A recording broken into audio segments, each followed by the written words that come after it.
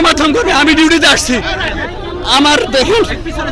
আমার দেখেন এই জামাতের কর্মীরা আমার দেখেন আপনাকে আওয়ামী লীগ আখ্যা দিয়েছে কেন? আমাকে আওয়ামী লীগ আখ্যা দিচ্ছে। ওনারা বলতেছে যাদের নেওয়ার প্রয়োজন নাই তারা চলে যান। আমি তাকে বলেছি আমি কি আপনাদের কর্মী? আমি তার জামাতের কর্মী না। আপনি কেন আমার কলার ধরছেন? আপনারা জামাত ইসলামী বিরোধী দল আখ্যা দেন, আপনারা বলেন আপনারা স্বাধীন গণমাধ্যমে কাজ করবেন। স্বাধীন গণমাধ্যম কি কলার ধরা? স্বাধীন গণমাধ্যম কি কলার ধরা? স্বাধীন গণমাধ্যম কি কলার ধরা? গণমাধ্যম কর্মীদের কি কলার ধরা? এইটা আমি দেশবাসী এই জাতির কাছে বললাম। এই জামাত ইসলামী স্বাধীন গণমাধ্যমের কথা বলে আমার কলার ধরে আমার গেঞ্জি ছিঁড়ে ফেলেছে। আমি এই বিষয়টি ধিক্কার জানাচ্ছি, তীব্র নিন্দা জানাচ্ছি এবং প্রতিবাদ জানাচ্ছি। এদের কত বড় দৃষ্টান্ত! গণমাধ্যম কর্মীদের কলার ধরে তাদের উপরে উপর্যুপরি আওয়ামী লীগ ট্যাগ দিয়ে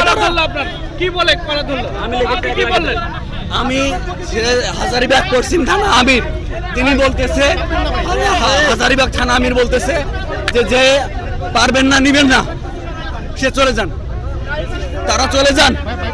আমি প্রশ্ন করেছি আপনার তো আপনাদের কর্মী না, সকালের মাল্টিমিডিয়া রিপোর্টার।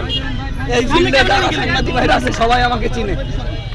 ইভেন আজকে আমি এই যে আসছি তারা জানে এখানে এরা অনেকেই আমাকে চিনে। এরপরও আমাকে এই রাস্তায় ফেলে দিনে দুপুরে এই প্রকাশ্য দিবালোকে মিডিয়ার সামনে তারা একজন গণমাধ্যম কর্মীর উপরে কি ধরনের আক্রমণ করতে পারে? আমি জামাত বিটের সাংবাদিক, এরপরে তারা আমার মারছে। অথচ এদের